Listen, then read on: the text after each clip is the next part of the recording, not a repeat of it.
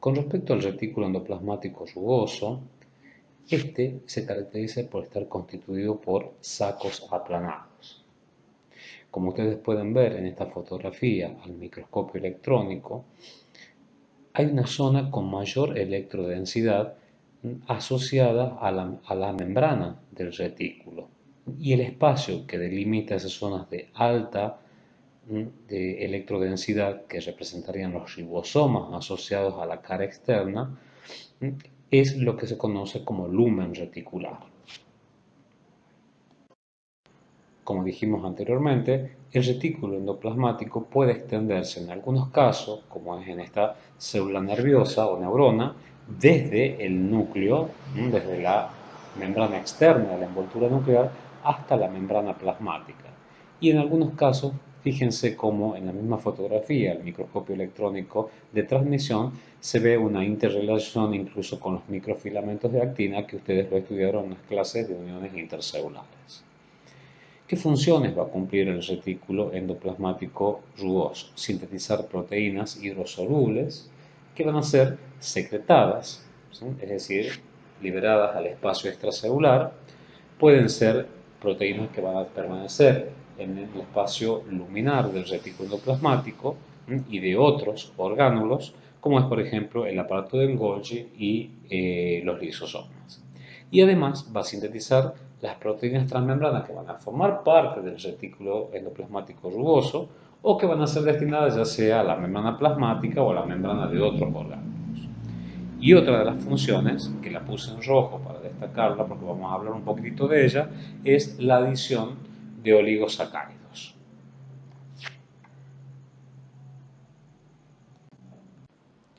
Como ustedes saben, las subunidades ribosómicas se encuentran libres en el citosol y van a dar lugar a la síntesis de diferentes proteínas que van a constituir posteriormente, van a ser proteínas que van a ir hacia el núcleo, a formar parte de mitocondrias, cloroplastos y peroxisomas.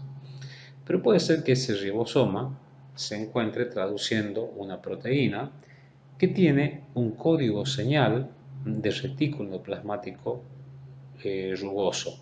Ese código señal es una secuencia que está constituida por 15 a 60 aminoácidos hidrofóbicos que va a dirigir al ribosoma hacia la membrana del retículo endoplasmático rugoso. A medida que se va traduciendo esa molécula de ARN mensajero, muchos ribosomas se pueden unir a ella para constituir lo que denominamos un polirribosoma, como también habíamos visto que sucede a nivel citosólico. Entonces veamos un poquito cómo se produce la síntesis de proteínas en el retículo endoplasmático rugoso. Se ha generado una secuencia de aminoácidos hidrofóbicos o código señal para el retículo endoplasmático rugoso en esa cadena polipeptídica que va a reconocer una PRS o partícula de reconocimiento de señal. Todo ese complejo va a llegar a la membrana del retículo endoplasmático rugoso y se va a unir a un receptor de PRS. Posteriormente, la PRS se va a desplazar y va a ser reciclada para reconocer otros códigos señales y el ribosoma se va a unir a un translocón o también llamado canal de translocación, en donde esa secuencia señal, que es la que marcábamos en rojo, se pega al translocón, se inserta en el translocón. En la parte inferior, y en este mismo instante se reanuda el proceso de traducción, es decir, de síntesis de proteína. Acá en la parte inferior, en el esquema de la parte inferior, vemos aproximadamente lo mismo sin la presencia de los ribosomas, simplemente para que no entorpezcan la visualización del proceso. Entonces tenemos el código señal asociado al translocón o canal de translocación, se reanuda la síntesis de proteína que queda como un bucle que posteriormente se abre y se libera la proteína en el lumen reticular una vez que ha actuado una peptidasa asociada a la membrana que va a cortar ¿sí? A nivel del código señal.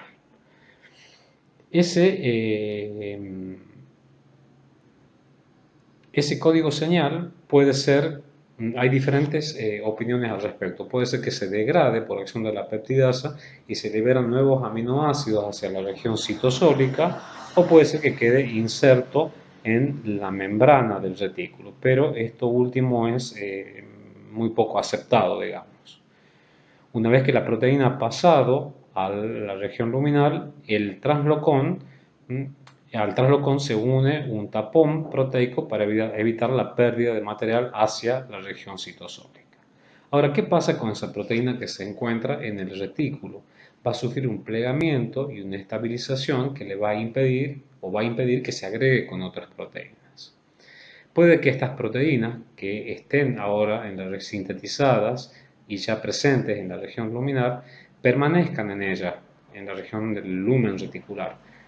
Y para que ello suceda, tienen que tener una secuencia C-terminal de 4 aminoácidos que es reconocida por una proteína de membrana del retículo.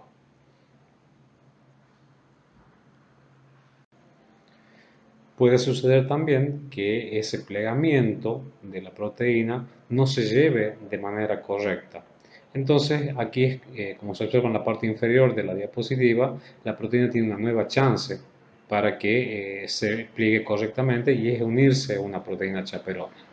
Si eso no ocurre, como se observa en el esquema un poco más arriba, esa proteína va a ser translocada hacia la región citosólica y se va a dirigir hacia un proteosoma, que es un complejo multienzimático que tiene actividad proteasa para ser degradada.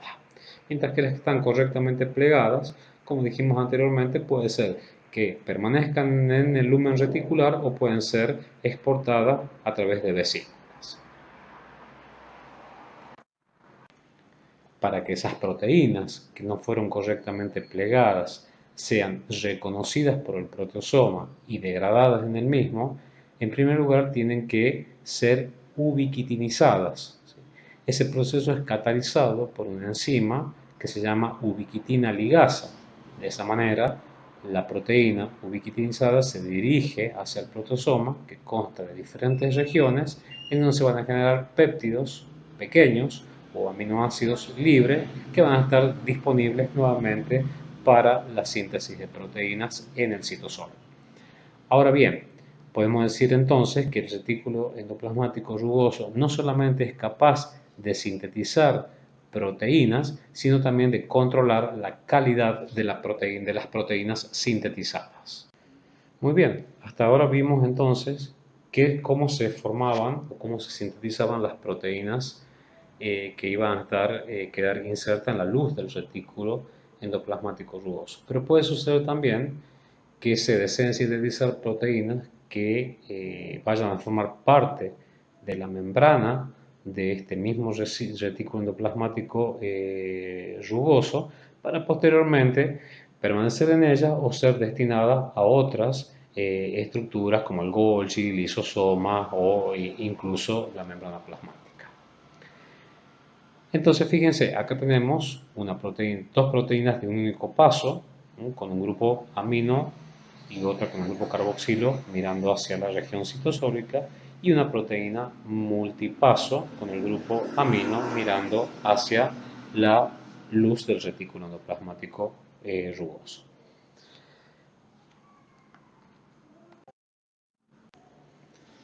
Para generar o para sintetizar una proteína de un único paso, se requiere, además de la secuencia señal en rojo, como veníamos hablando anteriormente, o sea, se realiza todo el proceso como habíamos descrito con la PRS. Llegamos al traslocón con la fracción, con el código señal en rojo. Estas proteínas, las proteínas que van a tener un único paso, se caracterizan por, además de tener un código de inicio, código señal, tienen un código de detención, de transferencia, que es también de naturaleza hidrofóbica. Entonces, ¿qué va a suceder? Cuando la fracción señal se une, continúa la síntesis de proteína hasta que el código, la secuencia de detención o código de detención o señal de paro se vincula también al translocón. Entonces fíjense, en la segunda etapa, como tenemos una porción de la proteína mirando hacia la luz del retículo y otra porción mirando hacia el citosol. Esta proteína, acá no va a actuar la peptidasa, acá va a actuar la peptidasa, perdón, actuando directamente sobre el péptido señal, pero no va a tener ningún efecto sobre la secuencia de tensión o señal de paro, con lo cual la proteína se va a liberar del canal y se va a asociar a la porción hidrofóbica de la bicapa lipídica directamente a través de la señal de paro. Entonces tenemos una proteína de un único paso. Para la síntesis de una proteína de doble paso se requiere que a nivel citosólico haya comenzado la traducción del ARN mensajero que incluya la secuencia de inicio de la transferencia, que es la porción roja. Como siempre, esta se va a unir al translocón, la síntesis de proteína va a continuar hasta que alcance la fracción amarilla, que es la secuencia de tensión o señal de paro, ¿sí? Y la proteína va a quedar completamente sintetizada, con una fracción mirando hacia el lumen reticular y la otra fracción mirando hacia la porción citosólica. Aquí la peptidasa no actúa directamente, las fracciones hidrofóbicas, tanto de la secuencia de inicio como de la secuencia de detención, se liberan del translocón y se unen, quedan completamente unidas a la bicapa lipídica. Eso sí, el translocón también se le une al tapón proteico para evitar la pérdida de material del lumen reticular. En el caso de las proteínas transmembranas de paso múltiple,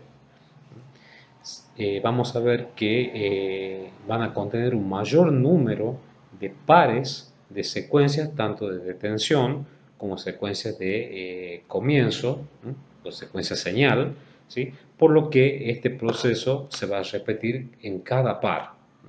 Esto es característico por esta proteína, así de transmembrana de pasos múltiples, característica de la rodopsina, que se encuentra presente en la retina del mamífero y que es una proteína sensible a la luz.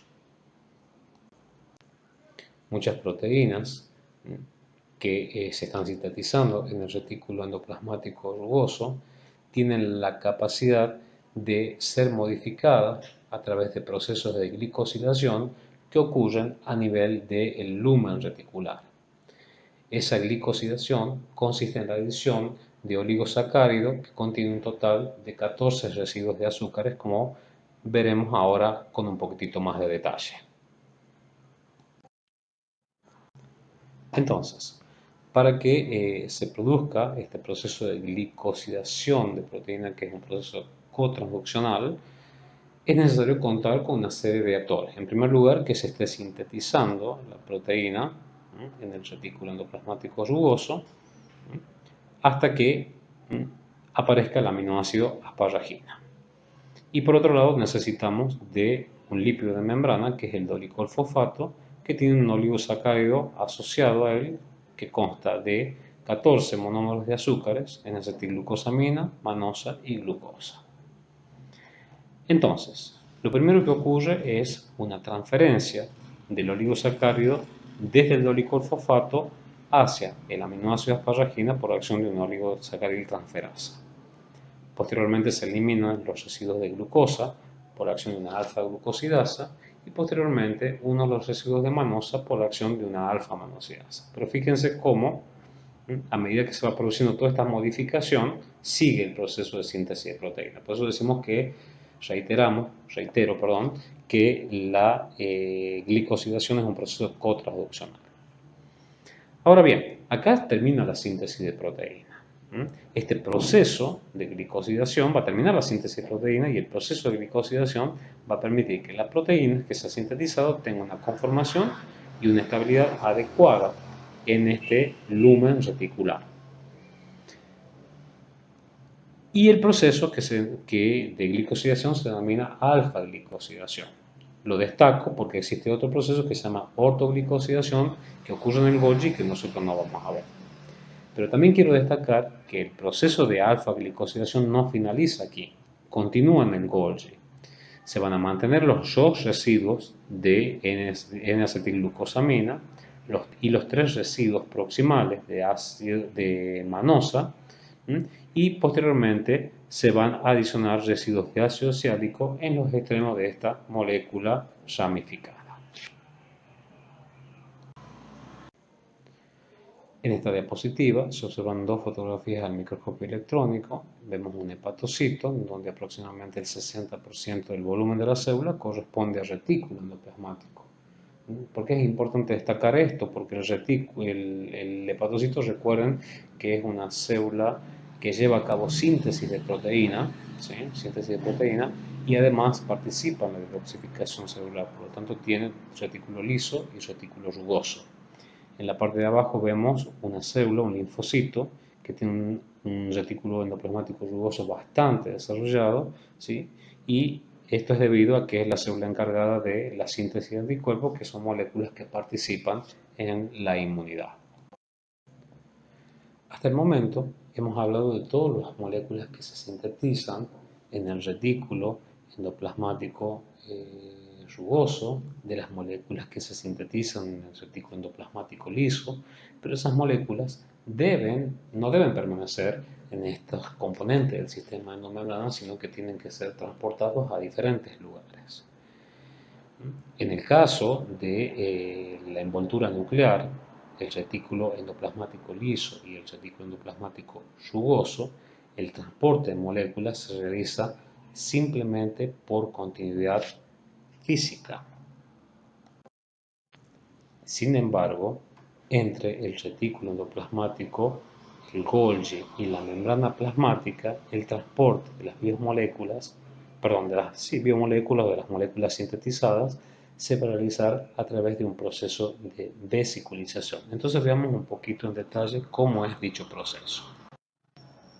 Para que se produzca el transporte de moléculas a través de la formación de vesículas, se requieren de dos actores, un compartimento dador, ¿sí? Y un compartimento receptor o compartimento diana, también le llamamos. Entonces, fíjense cómo el compartimento dador puede ser, por ejemplo, el retículo endoplasmático rugoso. Tenemos proteínas ancladas en la membrana del retículo y puede ser proteínas que se encuentren en el lumen reticular. Se produce una evaginación, una vesícula, por un proceso denominado gemación, en donde no solamente se van, por un proceso denominado gemación, en donde se va a producir una fusión de las membranas y se va a generar una vesícula. En esa vesícula no solamente se transporta el contenido del lumen del retículo, sino también proteínas reticulares de la membrana del retículo, perdón. Entonces, en ese compartimento, estas vesículas se van a fusionar con la membrana del compartimento diana, que puede ser, por ejemplo, el aparato de Golgi, para no solamente liberar el contenido que son las vesículas, sino que las proteínas, ¿sí?, se van a integrar a la membrana de este compartimento diana.